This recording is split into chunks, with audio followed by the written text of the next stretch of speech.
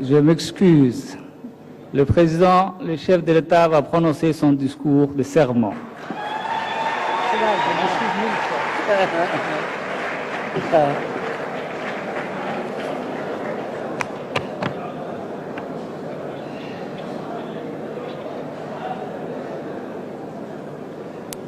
بسم الله الرحمن الرحيم الحمد لله والصلاة والسلام على رسوله الأمين سيدنا وحبيبنا محمد صلى الله عليه وسلم. Excellences, Mesdames et Messieurs les chefs d'État et de gouvernement, Excellences, Mesdames et Messieurs les chefs de délégation, Mesdames et Messieurs les représentants des institutions, Mesdames et Messieurs les représentants des corps diplomatiques, des organisations régionales et internationales, Assalamu alaikum wa rahmatullahi wa barakatuh. Mes chers compatriotes, en cette journée si particulière à la fois pour moi et pour mon pays, je voudrais souhaiter la chaleureuse bienvenue aux chefs d'État et de gouvernement qui nous font l'honneur et l'amitié d'être présents parmi nous.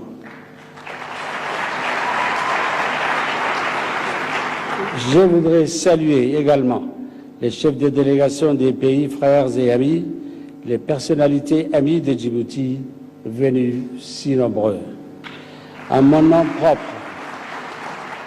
et celui du peuple djiboutien, je leur adresse à chacun ma profonde gratitude pour cette marque d'estime et de considération qui traduit les liens fraternels indéfectibles entre nos peuples. Distingués invités, Mesdames et Messieurs, mes chers compatriotes, dans la continuité de nos institutions, je viens de prêter serment devant vous à Allah, le Tout-Puissant, pour prendre en charge la destinée de la nation djiboutienne. Cet exercice, je l'accomplis non pas avec l'aisance et l'expérience de l'expérience, mais avec l'humilité qui sied à cette haute charge que m'a confié ce peuple digne qui m'honore une nouvelle fois de sa confiance. C'est donc conscient des responsabilités que j'endosse et dépositaire de l'espoir de cette nation que je chéris tant, que je m'engage à la conduire au mieux et avec honneur durant les 5 prochaines années. Ce mandat, je l'aborde donc avec l'esprit du service et cette idée du devoir que j'ai à cœur envers chacun des Djiboutiens. Mesdames et Messieurs, en s'exprimant aussi massivement le 8 avril dernier, le peuple de Djibouti a montré son aspiration à continuer à aller de l'avant dans l'esprit de ses valeurs et de ses traditions d'unité, de solidarité, de paix qui sont les piliers de notre République. Cette République dont nous sommes aujourd'hui les héritiers a été avant tout le fruit de la volonté populaire portée par des hommes et des femmes de courage qui ont cru en notre devenir commun et qui ont accompli ce dessein au péril même de leur vie. Les sacrifices des générations passées et les durs labeurs des générations présentes continueront d'entretenir le flambeau de notre patriotisme pour que la République perdure et reste cette demeure commune qui abrite nos espérances. Mesdames et Messieurs, notre conviction absolue, c'est qu'aucun peuple ne s'élève que par son caractère et non grâce à la hauteur de ses monuments. Il y arrive si chacun, à son niveau, devient acteur de sa citoyenneté, créateur d'idées, générateur de solidarité et porteur du message universel de paix et d'espoir. C'est ainsi que se bâtit une citoyenneté moderne, forte et exemplaire. Et c'est ce chemin que nous allons emprunter ensemble, en hommes libres, sûrs de notre capacité à réformer autant que de besoin. C'est donc la raison pour laquelle notre citoyenneté doit être le levain d'une administration moralisée, rigoureuse et éthique. Parce que l'administration est l'émanation de la République. Notre citoyenneté doit inspirer à notre système éducatif ingéniosité et audace, afin qu'il continue de former les leaders de demain, parce que l'éducation est l'âme de la République. Notre citoyenneté doit rendre notre action sociale suffisamment proactive, suffisamment attentive aux besoins des plus fragiles pour jeter les ponts de solidarité entre les hommes et entre les territoires, parce que c'est là la vocation d'une République, c'est là son premier devoir.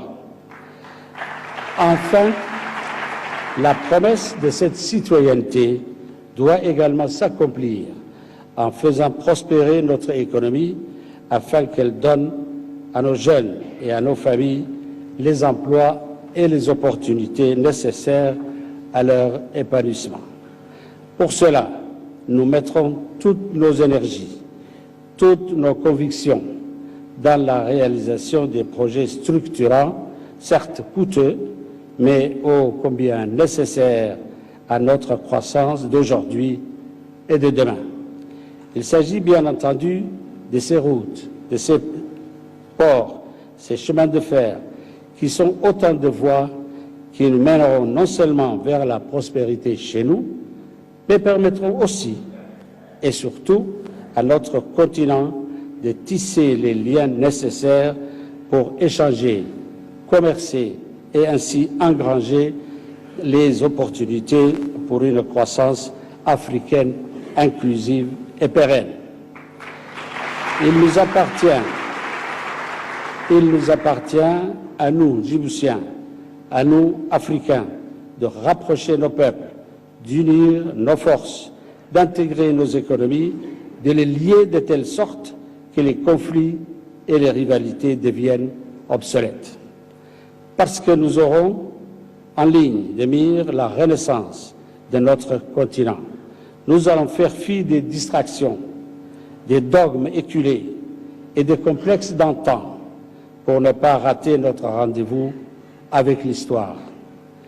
Car oui, nous sommes bel et bien à un tournant décisif dans l'histoire de notre continent et devons décider si, oui ou non, nous prendrons à bras-le-corps notre destinée et devenir le continent de l'avenir.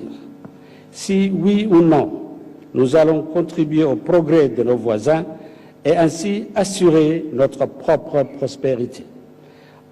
Allons-nous ainsi rester enfermés dans des considérations dépassées et des principes surannés qui nous feraient vivre dans la crainte du voisin? Quel serait alors le sens du sacrifice de nos aînés si l'Afrique perd de sa générosité et de son esprit d'entraide? Quel est le sens de cette indépendance si chèrement acquise si nous demeurons indigents de nos propres richesses? Mesdames et messieurs, nombreux sont ceux qui mettent en doute notre capacité à mener de front nos projets d'avenir. À cela, nous leur répondons que nos ambitions n'ont d'égal que notre volonté de nous affranchir de tout ce qui pourrait brider nos énergies et nos talents, et que plus que jamais, nous avons foi en l'avenir. Car nous croyons à l'appétence de notre jeunesse, de nos hommes, de nos femmes, à relever les défis du monde moderne. Nous croyons en notre capacité à bâtir des hommes forts et des États solides, garants de la souveraineté, de la sécurité et de la prospérité de nos peuples. Face à un monde de plus en plus menaçant et devant la tentation de l'extrémisme qui met en péril notre vivre ensemble, nous croyons à la tolérance, à la modération, à la générosité, à l'ouverture aux autres, à toutes ces valeurs communes aux deux mondes auxquels Djibouti appartient.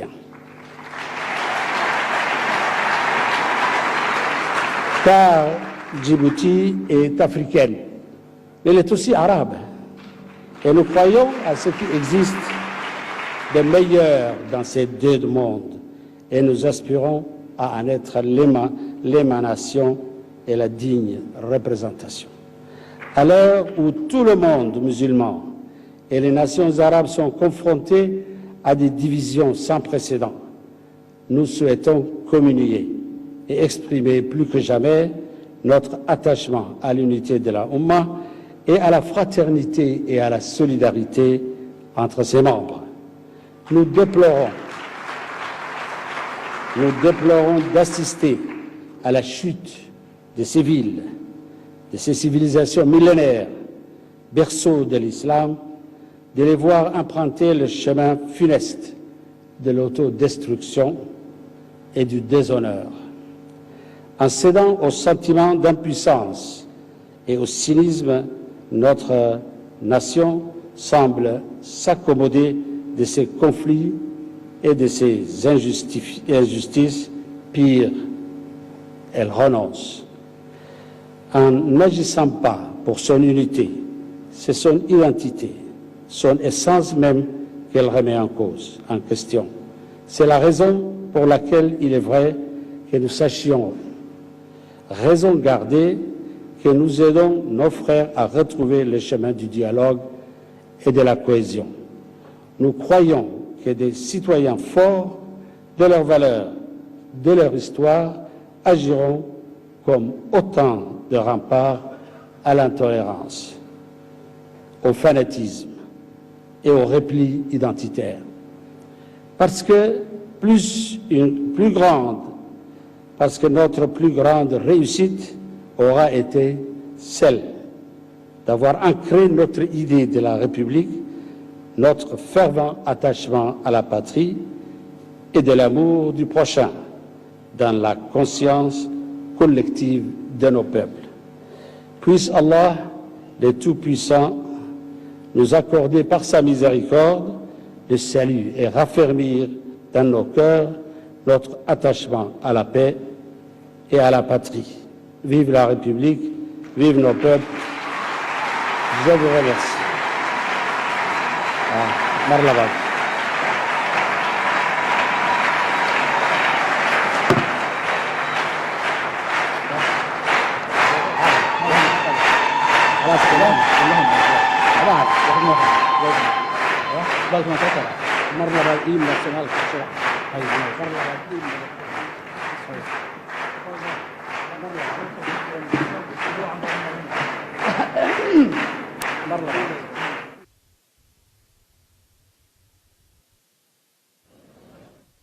Excellences, Mesdames et Messieurs, nous allons finir cette cérémonie par l'hymne national.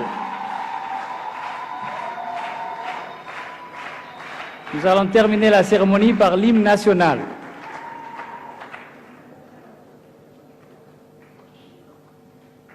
Je demande à la régie